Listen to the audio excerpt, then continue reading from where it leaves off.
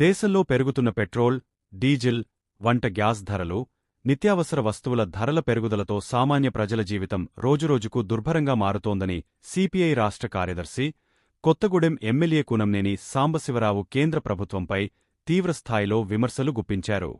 CPI ఆధ్వర్యంలో జిల్లా collector కార్యాలయం ఎదుట నిర్వహించిన మహాధర్నాలో ఆయన మాట్లాడుతూ, ధరల నియంత్రణలో కేంద్ర ప్రభుత్వం పూర్తిగా విఫలమైందని ఆరోపించారు. ఇంధన ధరల పెరుగుదల కారణంగా రవాణా ఖర్చులు పెరిగి, వాటి ప్రభావం ప్రతి నిత్యావసర వస్తువుపై పడుతోందని ఆయన అన్నారు. ఒకవైపు నిరుద్యోగం, మరోవైపు ధరల పెరుగుదలతో పేదలు, కార్మికులు, రైతులు, మధ్యతరగతి కుటుంబాలు తీవ్ర ఆర్థిక ఇబ్బందులు ఎదుర్కొంటున్నారని పేర్కొన్నారు. వంట గ్యాస్ ధరలు సామాన్య కుటుంబాలకు భారంగా మారాయని, ప్రజల కొనుగోలు శక్తి క్షీణిస్తోందని ఆవేదన వ్యక్తం చేశారు. ప్రజా పంపిణీ వ్యవస్థను బలోపేతం చేసి, రేషన్ దుకాణాల ద్వారా సబ్సిడీపై నిత్యావసర వస్తువులు అందించాలని, బ్లాక్ మార్కెట్ను కట్టడి చేసి ధరలను నియంత్రించాలని ఆయన డిమాండ్ చేశారు. ప్రజల కష్టాలను పట్టించుకోకుండా కార్పొరేట్ శక్తులకు అనుకూలంగా కేంద్ర ప్రభుత్వం వ్యవహరిస్తోందని విమర్శించారు. ధరల పెరుగుదలపై వెంటనే చర్యలు తీసుకోకపోతే ప్రజా వ్యతిరేక విధానాలపై దేశవ్యాప్తంగా పెద్ద ఎత్తున పోరాటాలు చేపడతామని హెచ్చరించారు. ప్రజల సమస్యలను నిర్లక్ష్యం చేస్తూ ముందుకు వెళితే దేశ రాజకీయ చరిత్రలో ఒకప్పుడు కనిపించిన కమ్యూనిస్టు ఉద్యమాల శక్తిని మళ్లీ కేంద్ర ప్రభుత్వం చూడాల్సి వస్తుందని ఆయన ఘాటుగా వ్యాఖ్యానించారు. ప్రజల హక్కుల కోసం కమ్యూనిస్టు పార్టీ ఎప్పటికీ పోరాటం ఆపదని, అవసరమైతే దేశవ్యాప్తంగా ఉద్యమాలను మరింత ఉధృతం చేస్తామని స్పష్టం చేశారు. ఈ కార్యక్రమంలో సిపిఐ జిల్లా కార్యదర్శి ఎస్కే సాబిర్ పాషా, జిల్లా నాయకులు, కార్యకర్తలు మరియు పెద్ద సంఖ్యలో పార్టీ శ్రేణులు పాల్గొన్నారు. ఆ రోజు ఏం చెప్పాడినా నరేంద్ర మోడీ గారు అధిక ధరం లేని పరిపాలన అందిస్తానన్నాడు. నల్ల డబ్బుని వెనక్కి తీసుకొస్తా అన్నాడు. అదేవిధంగా అప్పుడు డాలర్కి 54 రూపాయలు ఉండేది, మనం 54 రూపాయలు కాసి వచ్చేది. ఇట్లా డాలర్కి 54 రూపాయలు ఉంటే మన్మోహన్ సింగ్ రాజీనామా చేయాలి అన్నాడు అప్పుడు ఈయన గుజరాత్ ముఖ్యమంత్రిగా. ఇప్పుడేం జరుగుతుంది? డాలర్కి 96 రూపాయలు కట్టాలి ఒక డాలర్ మనకు రావాలంటే. మరి ఈయనేం చేయాలి? ఇప్పుడు నరేంద్ర మోడీ గారు ఏం చేయాలి? అదేవిధంగా సంవత్సరానికి 2 కోట్ల ఉద్యోగాలు ఇస్తామన్నాడు. ఇచ్చారా? ఇవ్వలేదు.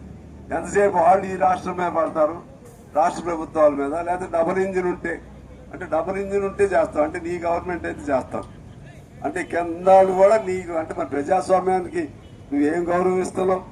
ప్రజాస్వామ్యంలో గౌరవం ఇవ్వటం అంటే ప్రజాస్వామ్యంలో ప్రజా అభిప్రాయాలు పరిడి వెళ్ళాలి, స్వేచ్ఛతో ఉండాలి.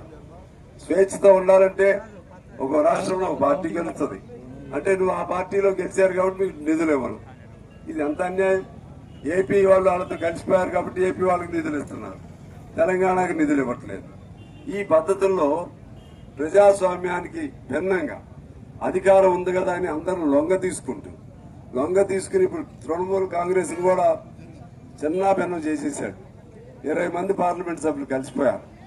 అదే పద్ధతిలో తమిళనాడులో కూడా ఇప్పుడు డిఎంకే కలుపుకుంటున్నారు. ఈ విధంగా అటువంటి అడ్డదారిలో ప్రభుత్వంలోకి వచ్చి నేను ఇన్నేళ్లు ఉన్నాను అన్నారు. ఎన్నేళ్లు ఉన్నావు అనేది పాయింట్ కాదు. ప్రజలకు ఏం మంచి జరిగింది? అచ్చగా మతంతోనే ఎప్పుడు నడవదు. మనం కూడా మతం పాయింట్ వదిలేద్దాం. మతం అనేది ప్రజలకు అర్థమైంది.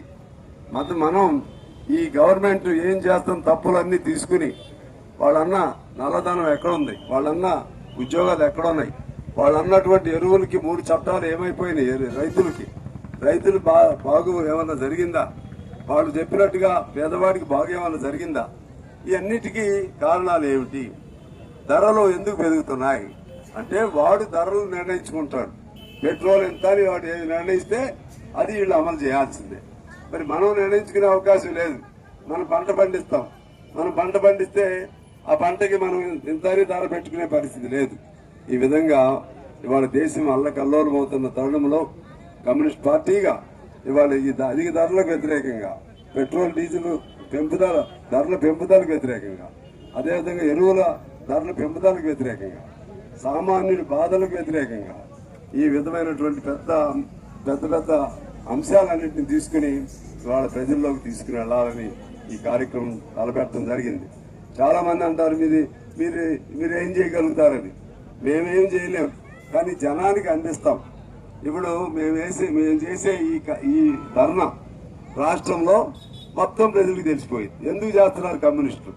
మాకు ఓట్లు వేయకపోవచ్చు, ఎందుకు చేస్తున్నారని తెలుస్తుంది. ఎందుకు చేస్తున్నారా అంటే ధరలు, ఏం ధరలు? పెట్రోల్ ఎంత పెరిగింది. ఒకసారి ఒక్క ఆలోచన కల్పిస్తాం. కమ్యూనిస్టులుగా మా బాధ్యత. ఆ విధంగా చెడు గవర్నమెంట్ ఎక్కడున్నా సరే వాళ్ళకి వ్యతిరేకంగా పోరాటం చేస్తాం. రాష్ట్ర ప్రభుత్వం అయినా సరే వాళ్ళ పరిధిలో ఉన్నాయి, వాళ్ళు జాగ్రత్త పడాలి. కొంత పెట్రోల్ డీజిల్ మీద వాళ్ళు కూడా తగ్గించుకోవాలి, రాష్ట్ర ప్రభుత్వం కూడా. ఎందుకంటే ఇది దాని మీద మన జిఎస్టీ పన్ను లేదు, డైరెక్ట్ వీళ్ళకే వస్తుంది. అందుకని వీళ్ళు కూడా తగ్గించుకోవాలి. మేము తగ్గించాం, మీరు ఎందుకు తగ్గిరని చెప్పి వాళ్ళని అడగాలి. ఈ విధంగా మనం పోరాటాలు ఒకటే భవిష్యత్తులో మార్గం. ఇక కమ్యూనిస్ట్ పార్టీ మారే ఇన్ని రోజులు వాళ్ళకి గ్రేస్ పీరియడ్ లాగా ఇచ్చాం ప్రభుత్వాలకి. 2.5 ఏళ్లు ఈ రాష్ట్ర ప్రభుత్వానికి గ్రేస్ పీరియడ్ ఇచ్చాం. కేంద్రానికి సరే అక్కడ పోరాటాలు చేస్తున్న ఈ రాష్ట్రానికి సంబంధించి ఇవాళ ఇప్పుడు ఈ రానున్న 2.5 ఏళ్లు కూడా నెలకొక అంశం పైన తీసుకుని విద్యార్థులకు సంబంధించినటువంటి పరీక్ష లీకేజీలకు వ్యతిరేకంగా, లేకపోతే దళితులకు సంబంధించినటువంటి, గిరిజనులకు సంబంధించినటువంటి, మహిళలకు సంబంధించినటువంటి అనేక అంశాలని తీసుకుని నెలకొక ప్రోగ్రాం ఈ పద్ధతిలోని వేలాది మందిని కదిలించుకుంటూ ప్రజల తరపున ఉండే పార్టీ కమ్యూనిస్టు, ప్రజల తరపున ఉండే జెండా ఎర్ర జెండా లేకపోతే ప్రజల తరపున మాట్లాడే జెండా ఉండదు. ఎర్ర జెండా కమ్యూనిస్ట్ పార్టీ లేకపోతే ప్రజల తరపున, ప్రత్యేకించి పేదవాడి తరపున మాట్లాడేవాడు ఉండడు అని చెప్పి రుజువు చేద్దాం. మన మాట ఒకటే, మన బాట ఒకటే, మన లక్ష్యం ఒకటే, మన ధ్యేయం ఒకటే. అది పేద ప్రజల తరపున, పేద ప్రజల కోసం. పార్టీలు మారటం తెలవదు మనకి, అడుగు వెనక్కేయడం తెలవదు, మోసం చేయటం తెలవదు. ఏది నమ్మామో దానికోసమే మొన్నే కొమరయ్య గారి విగ్రహ ప్రతిష్టాపన చేసుకున్నాం. 80 ఏళ్ల మన యూనియన్ చరిత్ర ఉంది, 100 ఏళ్ల కమ్యూనిస్ట్ పార్టీ చరిత్ర ఉంది. ఇవన్నీ చిన్న విషయాలు కాదు. ఈ దేశంలో అధికారం లేకపోతే అనేక పార్టీలు ఆ పార్టీలు మూసేసి ఇంకో పార్టీలో పోతారు. కానీ అధికారంతో నిమిత్తం లేకుండా ప్రజల కోసం నిలబడే ఏకైక పార్టీ కమ్యూనిస్ట్ పార్టీ అని తెలియజేస్తూ